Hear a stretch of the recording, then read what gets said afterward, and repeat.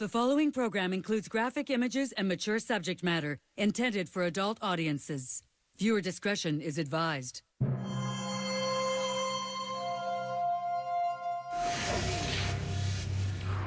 They go by names like Aryan Guard, Combat 18, and Blood and Honor. White supremacy groups that most might assume have dwindled to small numbers in the Deep South.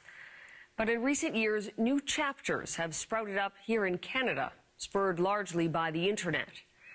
For close to 10 years, it was Daniel Gallant's world, a life of violence and crime. Tonight, in his first ever TV interview, he speaks with our Mark Carcassole about getting out and the brotherhood of hate.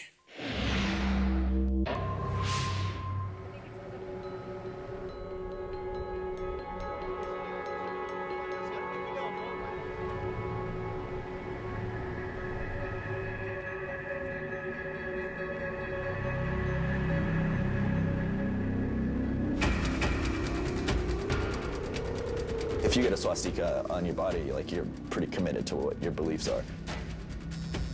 It gives you a certain status.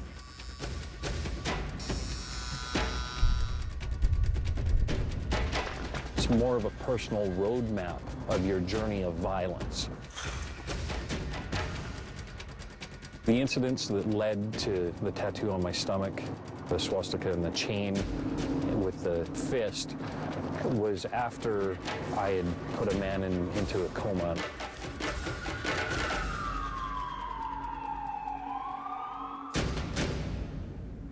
It's a type of hatred Daniel Gallant spent nearly a decade committed to, showing his dedication to the cause in one way: violence. I've shot, stabbed, beat with baseball bats, propane bottles, chains. I was violent. It was in Vancouver Daniel first gave his allegiance to the movement, the white supremacist movement. I was already hateful, but the movement gave me a direction for my hatred. He was 18 years old and living on the streets, a place, he says, safer than his family home. It was quite chaotic at the best of times.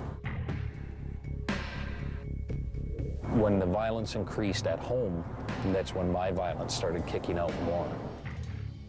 Then one night, Daniel was approached by two racist skinheads. It was on this street they convinced him to join their cause.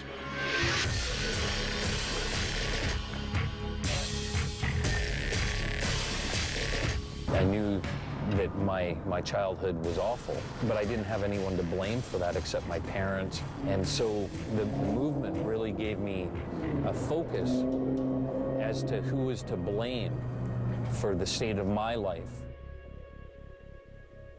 Daniel's childhood was steeped in violence. For years, he says, he was physically abused.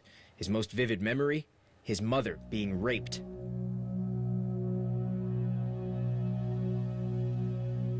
I had seen him hit my mom, punch my mom several times in the face, and then throw her onto the bed and then slam the door, but the door bounced back open. And I stood there kind of frozen, and I didn't understand what was going on. And he climbed on top of her and had it his way with her and held her down, held her face, and she was screaming and crying and reaching out to me and asking me for help. And so I remember just being stuck and not knowing what to do.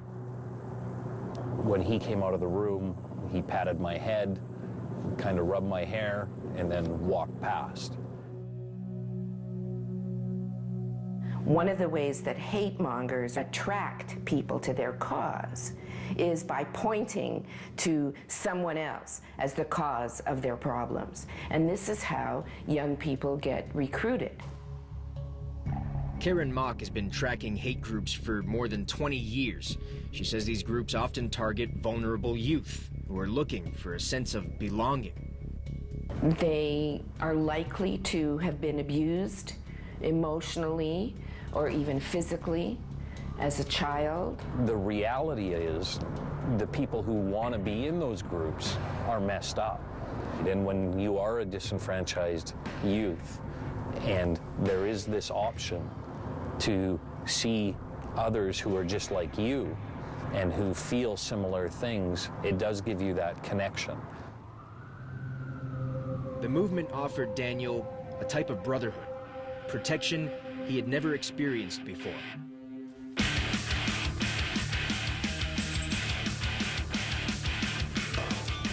To show his loyalty, Daniel made a vow to commit an assault every day for a year. There would not be a day that went by that I did not get into a fight or commit an assault. There has to be around 500 assaults altogether.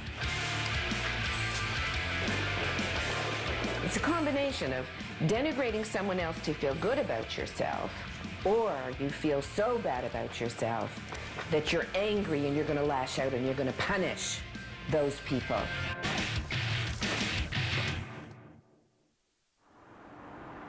Daniel served out punishment over and over again, often choosing his victims at random. He was here in 1996 after an altercation in the bar with two black guys that I chased them out of the bar, met them over here, and assaulted one of them and beat him into unconsciousness, kicked him in the face several times with my steel-toed boots, and then hopped on a bus.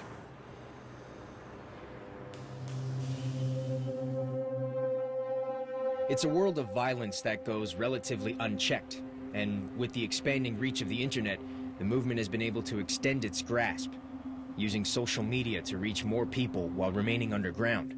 How important of a factor is the internet in that recruitment drive? Huge. Facebook kind of just really kickstarted like neo-Nazism on a global scale. Photojournalist Brett Gundlach is not a member, but he spent time with members of the Aryan Guard, based in Calgary, Alberta. Those guys especially were extremely violent. For 3 years, he documented their world through his pictures. Generally, non-whites is, if you're non-white or Jewish, you're on the hit list, you know what I mean? Like, their goal is to, well, these guys specifically, is to make Canada a white-only country. Brett spent more than 8 hours a day with them, eating, drinking, and staying at their homes. What makes a group of neo-Nazis? They're always referencing Hitler, and they're sig-hailing like every 10 seconds, you know, and it's almost like kind of part of the dance is to do a sig-hail. It's a lifestyle white supremacists promote, and they're doing it on a global scale, largely because of the internet. Like these guys, the Aryan Guard now, they're connected with Blood and Honor and Combat 18, which are like huge heavy hitters from England. It really just opened up a new form of communication for those guys and allowed them to expand.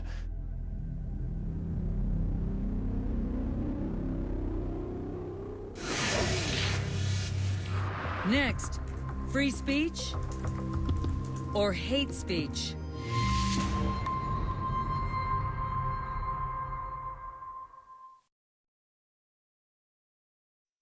The following program includes graphic images and mature subject matter intended for adult audiences. Viewer discretion is advised.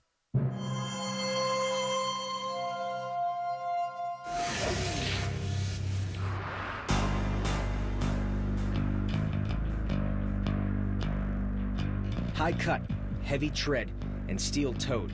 There's a hidden meaning within these boots. On the streets, it's the laces that tell the real story of dedication. Daniel Gallant spent almost a decade in the supremacist movement. For much of his time, he only wore white laces. The white laces symbolize white pride or white power. You've been essentially indoctrinated and you're one of the crew. Or the red laces, which are usually earned through spilling lots of blood. A ranking system meant for members and recruits, a way of creating a reputation within the group. The black could be neutral, or it could also be fresh cuts, meaning a new recruit. For Daniel, the more violent his fresh cuts were, the better his standings. So to solidify his position in the movement, he went online to find new recruits. a real effective recruiter in the movement will grab people from the internet and then meet with them in person. It's been nearly 10 years since Daniel used the internet to recruit. In that time, recruiting online has become a major tool for the movement, allowing hate groups to attract new members anywhere within Canada and worldwide. There are a lot more networks than people are aware of. There's mass discussion forums that are there, chats, social network groups, and so on that youth can engage with. And in forums, hate groups use words to target the other. Under current Canadian law, messages like this could be considered hate speech. But any day now, the law could change, making it even easier for white supremacist groups to spread their message. This is Bill C-304. If it passes into law, it will repeal Section 13 of the Human Rights Act. The section of the act prohibits the spread of hate on the internet. Brian Storseth is a Conservative Member of Parliament for Westlock St. Paul, Alberta. He introduced the bill. Storseth wants to get rid of Section 13 because he says it violates freedom of speech. It doesn't allow people to express perhaps some of the dialogue that they would like. Right now in Canada, there are 2 laws that make hate speech illegal online. But if Bill C-304 passes, only one will remain: the criminal code provisions. I do believe that the necessary provisions are in the Criminal Code of Canada, and that's the place where real hate speech should be looked at with real punishments. Human rights lawyer Richard Warman says Section 13 is crucial to fighting hate speech because it is too hard to get charges laid under the criminal code. The criminal law has been so ineffective in dealing with hate speech generally, whether it's in the real world or on the internet. You have the institutional barrier of having to get the Attorney General in any given province's approval for any charges. In the last decade, Warman has been one of the few crusaders in the fight against hate speech online. He's been using Section 13 to do it, and he's won every case. Every group that was the subject of a human rights complaint of mine that I filed has dissipated. They don't have that internet presence, and they're not able to use that as a recruiting tool to build their brand. Then they disappear. I haven't been charged with a hate crime, although I should have been repeatedly. At the height of his involvement in the movement, Daniel committed multiple assaults a day, recruited about 50 new members, and spread the word of hate any way he could. I would meet with 4 or 5 people off the internet and bring 3 or 4 people with me from the street, and then we'd automatically have a group. The repeal of Section 13, I think, is very problematic in the way that we as a society are saying that it's okay to promote these racist and violent agendas. There's calm in Daniel's life now. He's out of the movement. There's no blood to spill, no more hatred to bear.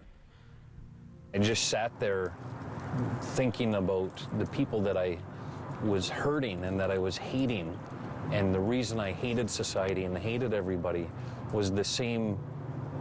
They were the same as me, and it was all the stuff that I had gone through and that brought me to this hate and this violence. I was now perpetuating that same stuff onto other people. It's a realization that's made Daniel change his step and change his laces for good. I wear whatever laces are in my shoes or my boots. There's no colors in my laces anymore.